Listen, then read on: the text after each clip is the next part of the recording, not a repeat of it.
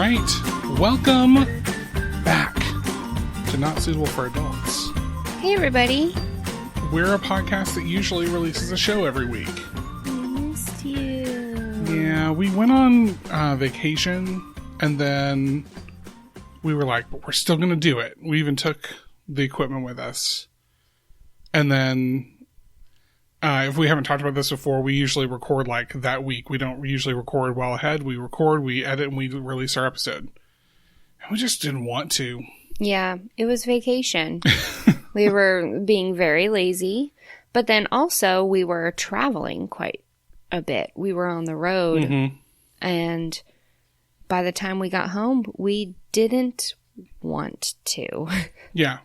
We got home, we're just like, well, let's just roll. We didn't have enough stuff prepared. Yeah. And we just decided, let's push it. And you guys were great, by the way. Our audience, we still had pretty solid listening numbers this week. Oh, sweet. From people going back or catching up. So thank you for sticking with us through a little break. But now we're back. Yeah. And I'm Rich. I'm Natalie. And Natalie is the one that's going to start this week. She's got a show to talk about. I do, as usual, because that's what the podcast is. That's pretty much what we do. Yes. But you never know what's going to happen. Oh, it's a big mystery. Do we always review shows or movies? Maybe not this episode. What? Well, right now I am. Yeah, but you are. Guys, today I made the ultimate sacrifice for you, my beloved listeners, and for you, my partner in podcasting. I appreciate you so much for taking this bullet for the team. Yes, this was recommended to us by Franchise Players Pod. Way back. Yes, way back. I'm sorry, I'm just now getting to this list, but I'm working on it. Franchise Players Pod, at pod_players. They asked us to please, if you would, review Teletubbies. So I did. I had never seen a full episode of Teletubbies. And that was on purpose. And so for this, I watched one episode, and that's all I could do. Yeah. It started, and I got nauseous. Like, there's just something about it that makes me feel ill.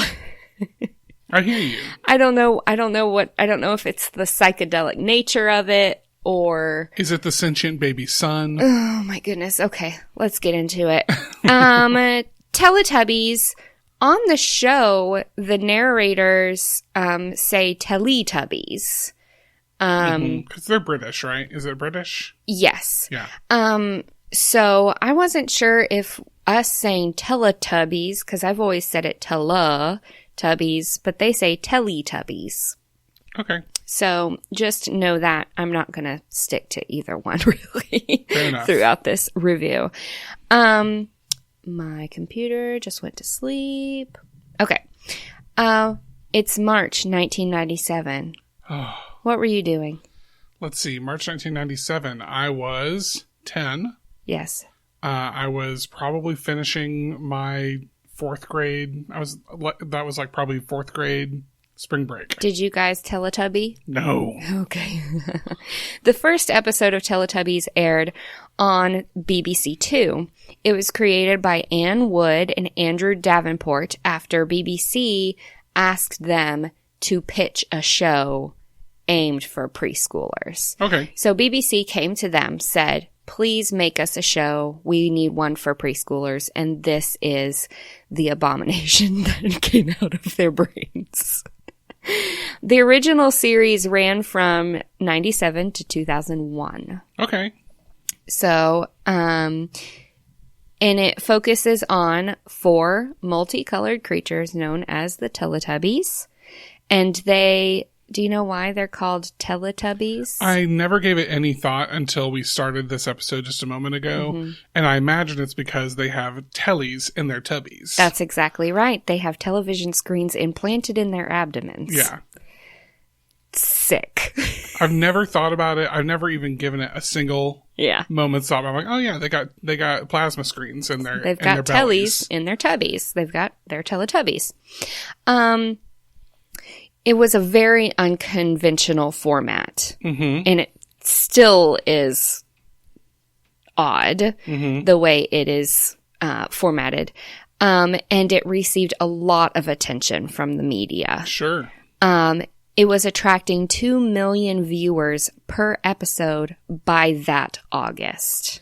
It was, I do remember, we didn't watch it. I don't think even my younger sister watched it. I don't think Jenny did. Jenny, if you're listening and you did watch Teletubbies, I'm forgetting. I'm so sorry. But I do remember that it was a sensation. Yes. It was a worldwide sensation. By October of 2000, the franchise generated over £1 billion. Or, for those of us not into pounds. I'm not into pounds. I'm not super into pounds. 1.61 billion American dollars in merchandise sales. Man. Yes. Nuts. It has been aired in over 120 countries in 45 different languages. And in the United States, it is, it airs on Nickelodeon as part of Nick Jr. Mm-hmm. Excuse me. Let's go through the characters, Can't wait. shall we? The son with a baby face rises. And that son with a baby face is called Sun Baby. Surprising. Apt. Yes. That's apt. She acts as the wake-up call for the Teletubbies and laughs at them throughout the episode. Uncreepy. Very, very adorable baby, Oh. just as a baby. I've seen the images of the babies, of the Sun Baby. And yeah, it's a cute baby. And I mean, obviously it was a specific baby, and I did not write her name down on my notes. I'm sure it was like a producer's baby. I'm not sure, actually. But, adorable baby. But they put her face, On the her sun. real life face, onto an animated sun. Mm-hmm. And it's just odd. Then we have our Teletubbies. We have Tinky Winky. Mm-hmm. And at first I thought they were saying Dinky Winky, but it's a T. Yeah. Tinky Winky. He's purple. He is the largest and the oldest of the group. He's covered in purple terry cloth. They're all kind of a terry cloth fabric suit. And he has a triangular antenna on his head. Dipsy is green. He's named after his antenna, which resembles a dipstick. Obviously. So it's just a straight up and down. It's just a stick. It's just antenna. He's very stubborn. Will occasionally refuse to do what the others think is best. His face is darker. They made his face darker than the rest of the Teletubbies, and the creators have stated that he is black. Interesting. Yes. Lala. She is yellow. She has a curly antenna, kind of like a pig's tail. Like a Kind of corkscrew? like a... Yeah, but it's like one loopy.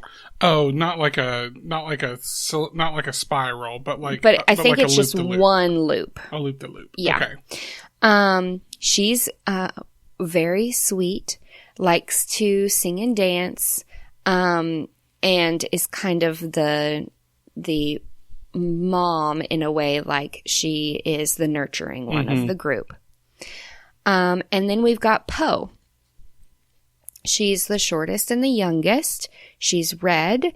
She has an antenna that's shaped like a bubble blower stick. Okay, yeah. So it's up and then it has a rounded top. So like you blow through it to make bubbles. Okay. She's very soft-spoken, and the show's creators have said that she is Cantonese.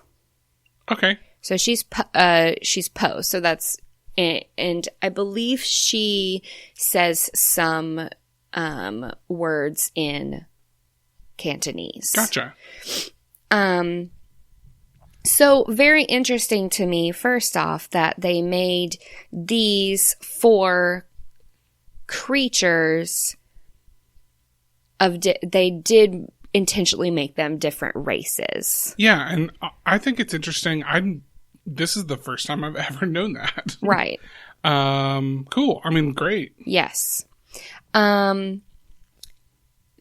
They live in a dome in the ground, and it looks very much like a hobbit hole from The Lord of the Rings.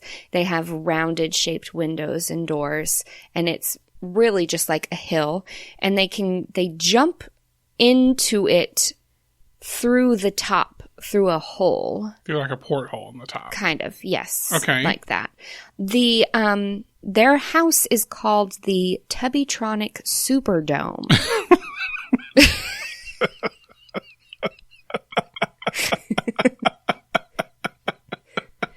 Which honestly...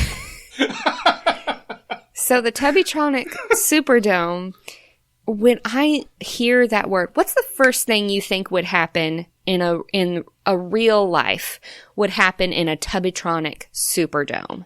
BattleBots.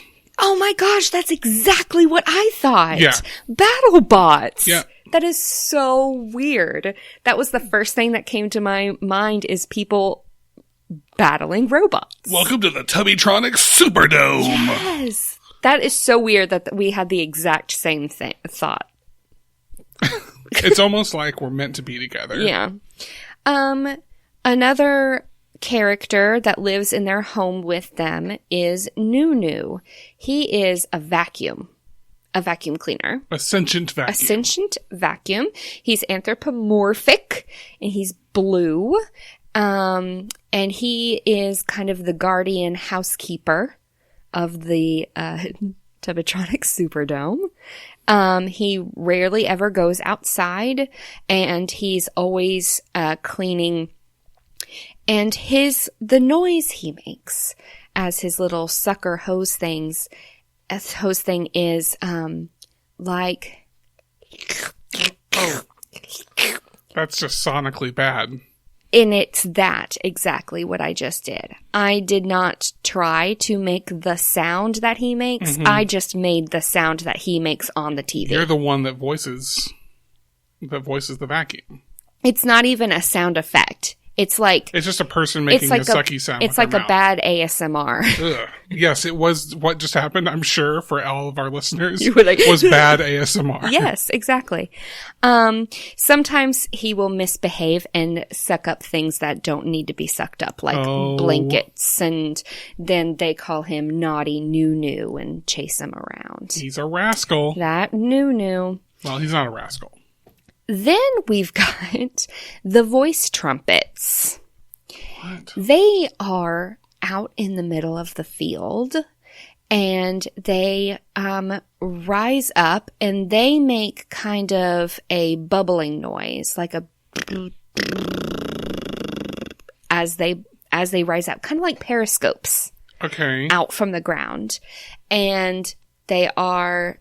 So imagine a periscope, but instead of someone looking through it, it's someone speaking through it. Okay, I'm with you. Yes. And those are the Teletubbies, who the Teletubbies interact with, what they tell them what to do through the day. They are kind of their supervisors.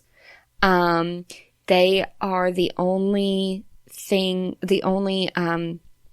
people in the Teletubby land that speak in complete sentences.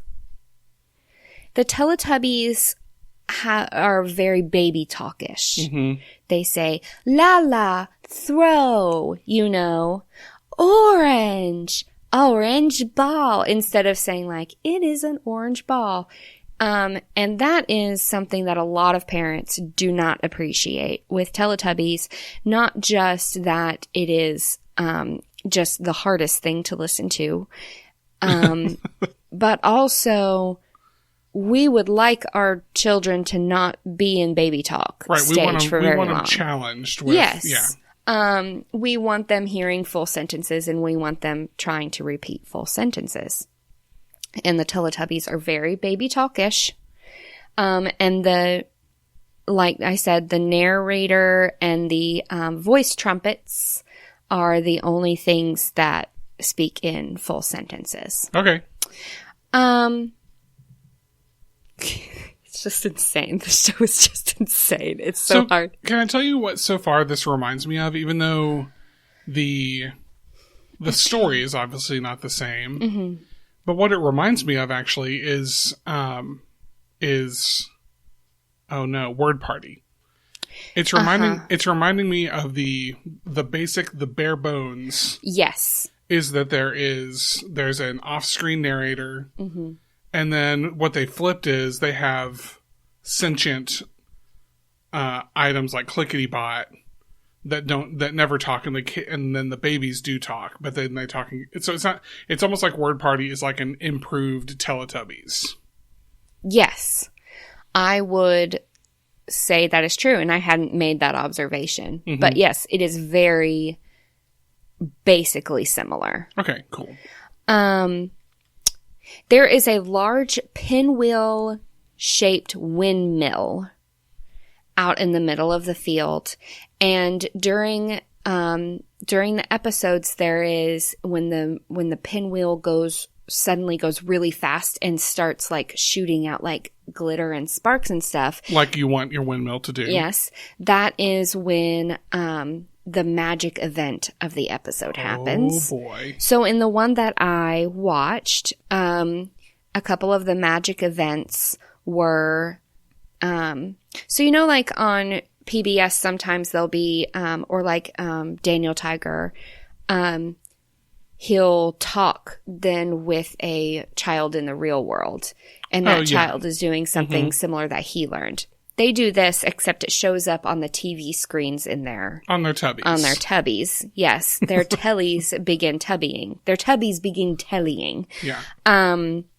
So that's kind of like a magic event. They saw real children doing things. And then another one is that just like a lake appeared and we saw boats for a few minutes. Oh. And that was over after that point. It was such a magical event. In 2018, there was a spin-off animated web series mm-hmm. called the Teletubbies. Okay. Who are baby Teletubbies. Okay. And their names are Mimi, Dada, Ba, Ping, Ruru, Nin, Duggledy, and Umby Pumby.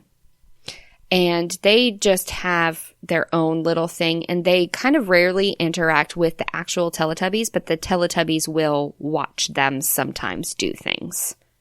Finding a suitable shooting location for the Teletubbies, because it is shot in a big open field mm-hmm. with some animated aspects put on top of it.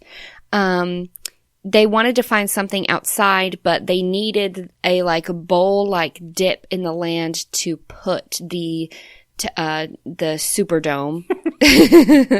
That's never going to stop being funny.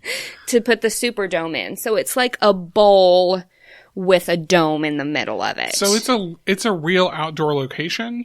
It is a real outdoor location. Wow. They ended up filming on a farm in and it's in England, Wimpstone, Warwickshire. Okay. I'm sure I'm completely butchering that. The locals at first said, no, we don't want your show in our field. But they were calmed down saying it's a low-key children's program. Nobody is going to know we're filming here. This is for the kids. And they were like, oh, okay. Well, that's if it's fine. For the kids. Yeah. After the show took off, though, it was so popular that the press flooded the mm-hmm. area, and they were particularly interested in getting photos of the Teletubbies without their heads on. Oh, sure. So decostumed. And then they had to take more measures to have more privacy and more security, blindfolding visitors and having a tent for the actors, a specific barricaded tent for the actors to change in secret and everything. Teletubbies dolls were the top-selling Christmas toy in 1997. Mm-hmm. And I added this in here because I think it's very relevant to what's happening in the world right now. Demand for the Teletubbies dolls outstripped supply at most retailers, and many shops had to ration them one per customer. Right. Sometimes the people would camp outside the stores overnight. Fights would break out among parents and other collectors. And it just made me think of the great TP shortage of 2020 that we are all finally recovering from, I hope. Over 1 million dolls were sold in Britain by Christmas of that year, and estimations say that they could have reached 3 million if the supplies had been available, but they just were not. And they were also named Toy of the Year by the British Association of Toy Realtors in 1998. Wow. There's a whole association for that, huh? Yeah. A British Association of Toy Realtors. All yes. right. Mm-hmm. Also, December 1997, so this is the year that it came out, BBC Worldwide released a single from the series based on the show's theme song called Teletubbies Say Hey Oh. It's the only single from Teletubbies, making the characters a one-hit wonder in the United Kingdom. Mm-hmm. And the single reached number 1 in the UK singles chart in December of 1997 and remained in the top 75 for 32 weeks after its release. Does that mean they played it on the radio? Yeah. Like the single? I mean, yeah. I'm just trying to picture what that would be like. It was in the singles chart, so I imagine that. I mean, it remained in the top 75. That's amazing. A couple of controversies before we move on. Uh-huh. In one of the episodes, the Teletubbies Seesaw was a sketch about a bear and a lion. And many parents complained that the sketch was very frightening due to, I mean, it's a bear and a lion. Sure. And it was scary music and some scary dialogue and stuff like that.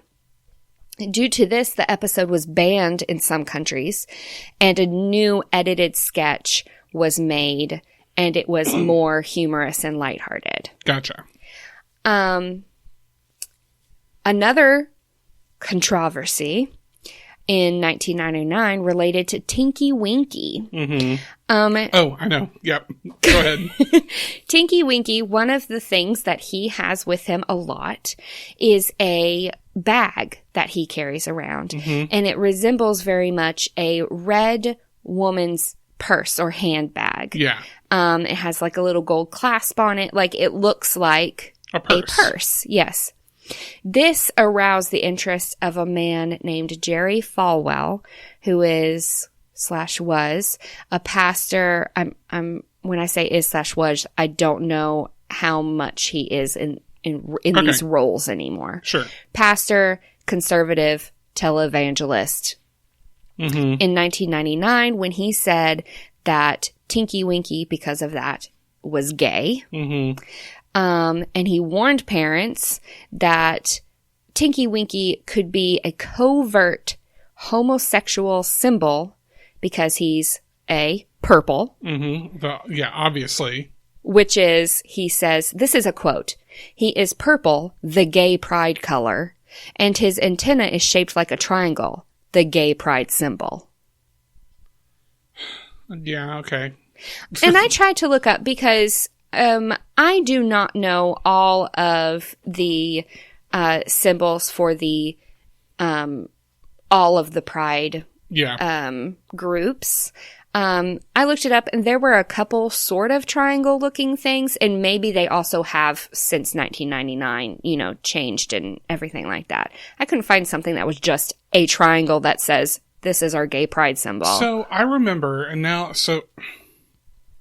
I don't know now if this was if I'm remembering this because of this controversy or if it's or if it was true, but I feel like I remember at the time that was true. That the gay pride symbol was a triangle? That there was more to it than a triangle. Oh. Like there was like a symbol and then, right. and the symbol was comprised of a triangle and other stuff. Yeah. Right. That's what I mean when I said, like, I saw some triangle related things, right. But it's a triangle. Come on. Yeah, it's, well, I'm glad I didn't ask this because I would have gone ahead of you because I was thinking, I wonder if there was meaning behind the shapes that they chose for the antennas. Oh, mm-hmm. Yeah, that's... I couldn't find a lot on specifically a meaning behind each shape. How did the creators respond to... Yeah, the BBC made an official response saying that Tinky Winky is simply a sweet, technological baby with a magic bag. And that's in quotes. Ken Wieselman of Itsy Bitsy Entertainment said, he's not gay, he's not straight, he's just a character in a children's series. Right. So, simmer down. One other thing. In May 2007, the Polish Ombudsman for Children, which is, I guess, in Poland, an actual... like a children's... Like an advocate or something like that. The Polish Ombudsman for Children revisited the matter, ordered an investigation. She asked for her office's psychologist to look into the allegations. And then in late 2007, she says, in the opinion of a leading sexologist who maintains that this series has no negative effects on a child's psychology is perfectly credible. As a result, I have decided it is no longer necessary to seek the opinion of other psychologists. Okay.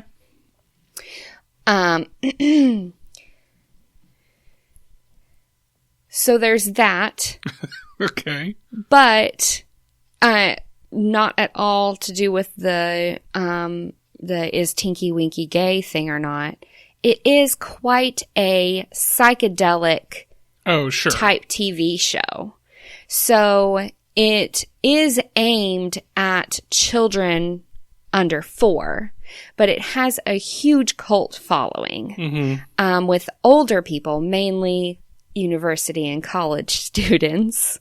The mixture of bright colors, unusual designs, repetitive dialogue. It has psychedelic qualities. That might go with some psychotropic effects of some substances. Yes, exactly. You're right.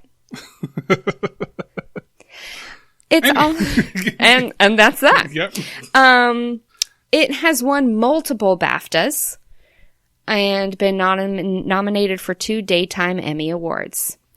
It is a highly recognized TV show. Yeah. Hugely, what am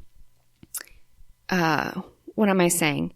Everybody knows about it, and so many people really do love it. Yeah, for sure. And the critics and the creators and everything like that, I mean, it's won and been nominated for many awards. In the humble opinion of this here girl right here, it's garbage. All right. But that's why we always tell you guys to, watch what you want. Yeah. Because I'm not going to be watching Teletubbies again because I'm not joking when I say it actually kind of made me feel a little nauseous. But you guys out there, listen, if that's something you feel like your kid would love and you don't mind it on, then go for it. And for very, very small, like babies, it might be good because like we were saying, if it's aimed at preschoolers, the whole them not speaking in complete sentences thing might turn you off from a like, is it entertaining and is it also educating? But for little bitty ones, then that might be great in small doses. If you can handle it. I was fixing to say something else and then I lost my train of thought. All right. But that happens often. So there it is. There's Teletubbies. Oh, I will have to say, as I was watching this on my phone, one of the episodes I was watching, I made sure I was so careful that Cora did not see it because I did not want any questions or any possibility that this ended up on our TV screen.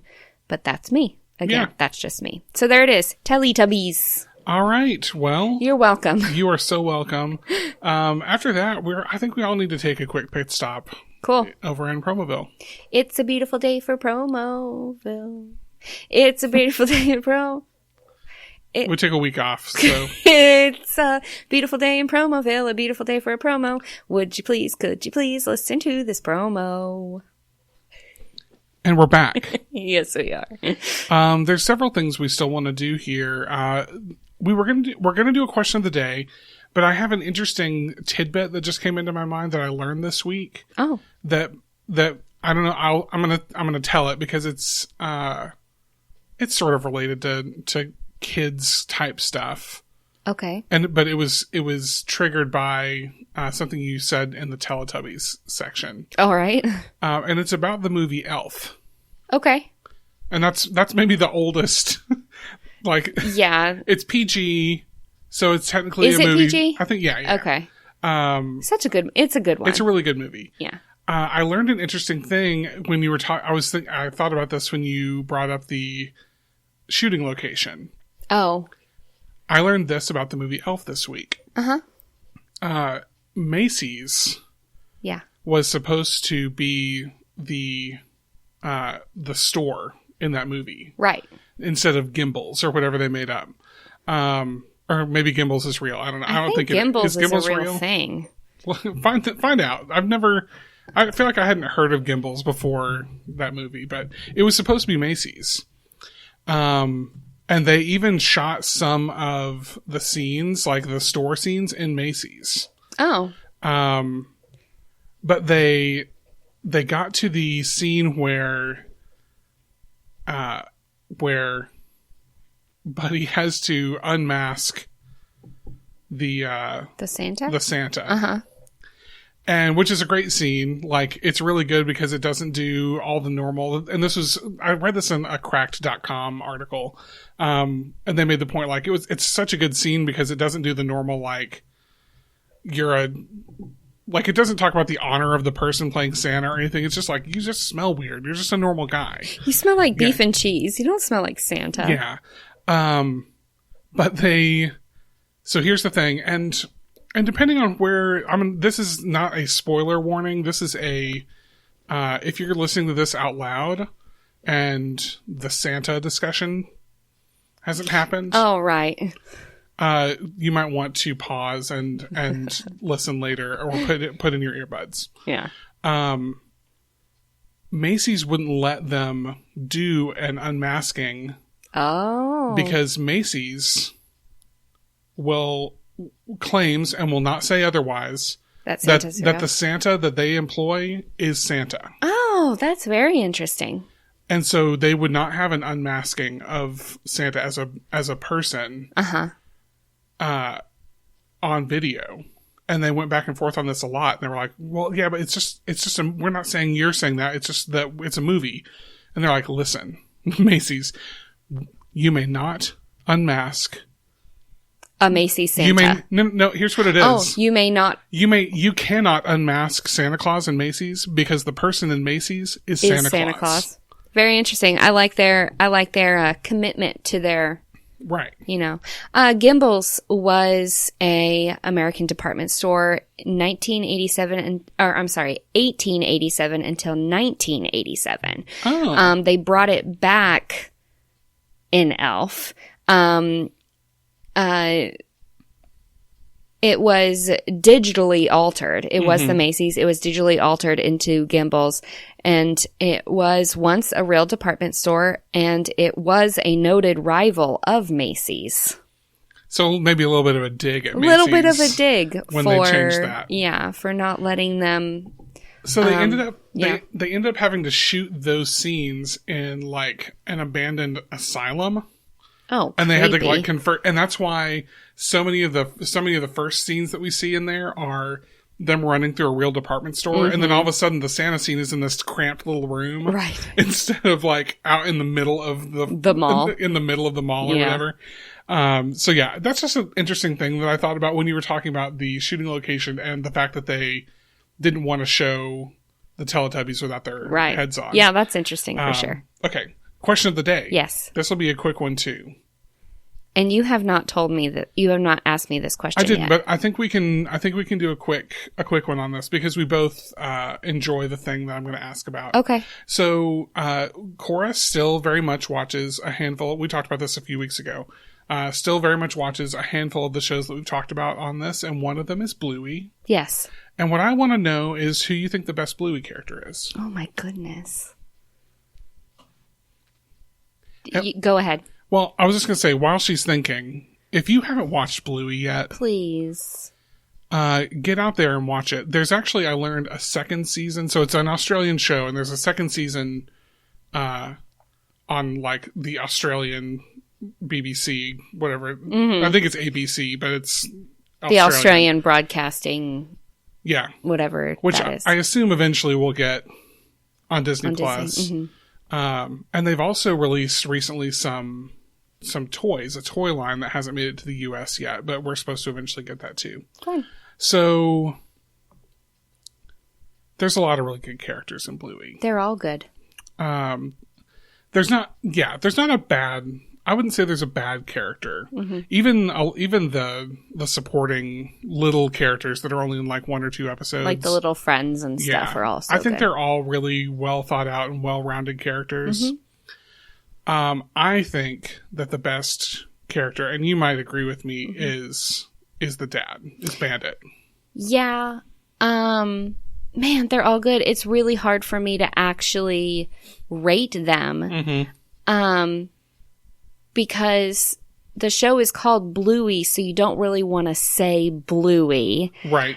And Mum is not as active a participant as Dad is. Yeah, that's true. What I love about Dad is his commitment to his commitment to the play. His commitment to his role. Yeah. I have a very soft spot for Bingo. Yeah, Bingo's good. Bingo is Bluey's little sister, and she's so tender-hearted. Yeah, so innocent. Yes, and I love that about her. So, I don't know. If you say Dad, I'm going to say Bingo. Okay. Because neither one of us wants to say Bluey because the show is called Bluey. Well, to be honest, sometimes, and this isn't to say, sometimes Bluey's the worst. Sometimes, we're following her and we're learning with her. Right, and that's what I mean. So it's not that she's actually a bad character. Right. But quite often the person who's misbehaving and who has to learn a lesson is Bluey. Right. And so, anyway... It's a quick question of the day, but we were just trying to think of something, and I was like, we've been watching more Bluey lately again. Or Cora and I watched some yesterday while you were out, and it just got me thinking about it. And I was wondering who you thought the best is. Yeah, love Bingo. Love them all. Love them all. Yeah. Disney, get us season 2, please. Like now, please. Here's the last part of today's show. Remember when we were talking about how we always, the format of this show is that, what do we do? What do we review? We review kids' TV shows and movies. That's right. That's what we always do, and that's what we will always... No. That was me screeching. That was it. That was me screeching. That was a halting sound. Yeah. Okay, go for it. You've already teased this to them. I said a few weeks ago I was going to do this. I'm going to review a children's musical instrument at the end of today's show. And I want to talk about the company that makes it a little bit, and I want to talk about the actual instrument itself because it came sooner than I expected. So I actually had it before my birthday and had a chance to play around with it a little bit. The company is based in the UK, and it's called Nuvo, Nuvo. And what they do is they make a lot of what they call pre-band instruments. And so these are you might remember. So this seems to be a very American thing. I don't know if this happens as much in other countries, but it's pretty widely true in America that before you get to like middle school and you might have the option to play an instrument in the band, your musical instrument that you learn to play in like about 3rd or 4th grade, in addition to like xylophones and those kinds of instruments, is the recorder, which is a flute-like instrument. I always thought it was weird that it was called a recorder because Right, to it's me an a odd name. recorder as a kid was like something that recorded a Records it. tape or Like a talk boy. yeah. It's not that. They don't hand out talk boys. Yeah. So and it's a good way to learn how to like it's good for getting some fine motor skills down, and it's good for controlling your breathing if you're going to end up being an instrument player down the line, but it's also kind of terrible to listen to, because what ends up happening is 120 4th graders are playing hot cross buns and they're never quite in tune with each other, and they're never all playing it super well, but that's not the point. The point is just that they're learning. So what Nuvo has done is they've made several very young instruments based on the recorder fingering. So once you know how to finger different notes on a recorder, you can transfer that or even learn them for the first time off the same fingering chart that everyone else is using, that sound more like a flute and more like a clarinet. And so you actually get some different sounds, and you can begin to build sort of an ensemble even in those early years.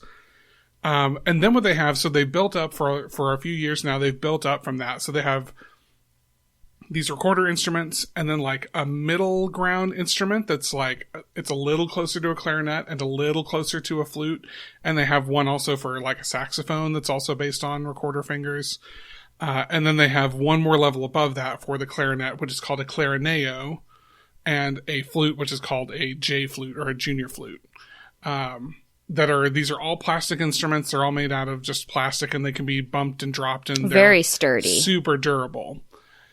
And the clarineo and the J flute actually use flute. The J flute is basically a flute. Basically that's all. It's just made out of plastic. That's the only thing. The clarinet also made out of plastic, where a typical like professional clarinet would be made out of wood, but it uses a reed and it uses all the clarinet fingerings. It's just pitched in C instead of B flat. And I won't get into all what that means, but it's a slightly higher pitched version of a clarinet. So they've really focused in on these woodwind instruments. And so recently, about a year and a half-ish ago, I think at this point, they turned their eyes to the brass side of the band to see if there's a way that they could introduce a pre-band brass instrument. which is your niche. Which is my thing. I learned how to play the baritone horn / euphonium in 5th grade, and I played it all the way through college. So I as much as like my thing right now is singing, I spent more years playing baritone or euphonium in the band. And so what they've come out is an instrument called a jHorn that is pitched exactly the same as my baritone was, and uses the exact same fingerings as my baritone. It's just that it's coiled up a little bit smaller so that it's easier for little hands to hold, and it's made out of plastic. Yeah. And it comes with 3 different mouthpiece attachments that let you get used to what it would feel like to blow into a trumpet mouthpiece, or a trombone mouthpiece, or a baritone euphonium mouthpiece. So you can actually like figure out, because there's differences when you get to 5th and 6th grade and you start joining a band. Usually what happens, if you've got a good band director, is like there's a day or two where you're trying out all the different mouthpieces to see what works best for your mouth, because everybody's different. Everyone's different, and everyone's mouth sort of works just differently, and you're more suited for one thing or another. And so this actually has 3 different mouthpiece attachments that you can use. You can also, if you have like a small bore trombone mouthpiece or a trumpet mouthpiece, or I don't think a French horn mouthpiece will fit. I think it's too small. But a trumpet or a small bore trombone mouthpiece, a metal one, if you played and you're trying to help your kid learn, they can also put a regular real mouthpiece in. And it's just super cool and fun because it's, the one I got is sort of brightly colored. They make like an all black one, but the one I got was the white plastic with like blue attachments. And it's super cute and fun. And so I played around with it. It has been now a few years since I played. Little rusty. I was a little bit rusty, but I remember all the fingerings. Right. It's muscle memory. Yeah. Just that it hasn't been exercised in a while. Right. And we live in an apartment too, so I'm hesitant to like blow a lot on it. But I will say one cool thing. So these are the reasons that if you are a parent who is interested in their kid learning an instrument, especially right now, where things are still sort of weird and you're going to be at home, like a lot of schools are going to be starting virtual this fall. If you're a parent, especially a parent who played in a band and maybe who played a brass instrument, and you're interested in sort of letting your kid learn how to do that, children as young as 4 can handle this thing. Yeah, because Cora's worked with it. In their brochure that they send, they show this little girl sitting and holding it and playing it. And I've seen some videos now of kids they can sit right down. Cora picked it up right away, figured out how to buzz into the mouthpiece, and can produce some notes. So these are the reasons that you should definitely look into one of these if you're into that. One, it's much quieter than a brass instrument, like a metal instrument. Now, it is still loud. Yeah. But in a room down the hall or something like that, you won't hear it as... You'd hear it, but it wouldn't be disturbing. Right. A metal instrument can get super loud. Yes. It's also not because it's not pitched like a trumpet. The higher pitch usually makes this a little bit harder to manage. So they can practice. The fingerings are the same as they are for a trumpet too. Like all those fingerings transfer, and so they could practice trumpet fingerings on this an octave lower, and it wouldn't be as disturbing to neighbors or to you in the house. It's made out of plastic. It comes with a really nice case, but the instructions in the thing actually say, this comes with a case, the case will protect the thing, but don't put it in the case because we want you to play it. Right. So like if you put it in the case, it's a black case, it's going to go in the closet. It lives there. Right. Yeah. And so they're like, nope, keep it out because you basically, unless you have to try to break this thing to break it, basically. It's extremely sturdy. Yeah. You can toss it around the mouthpiece. You could leave the mouthpiece in it. You can do whatever. It's really easy to clean. The parts come apart easily for you to be able to get in and either lubricate the little tuning valves or even the fingers, the valves themselves. Or I said tuning valves. I meant tuning slides. The tuning slides and then the valves. All come off and you can clean those out easily. And again, it's plastic, so it's not something you have to worry about, like the lacquer on an instrument getting messed up or anything like that. Yeah. It's not cheap. I wouldn't call it cheap, but definitely more affordable than an actual full-sized instrument. I bought mine from the Woodwinds Brasswinds website, so that's www.bw.com for $130. It would have been like $145 shipped, but I found a coupon, and so it ended up being like $129 shipped for me. Mm-hmm.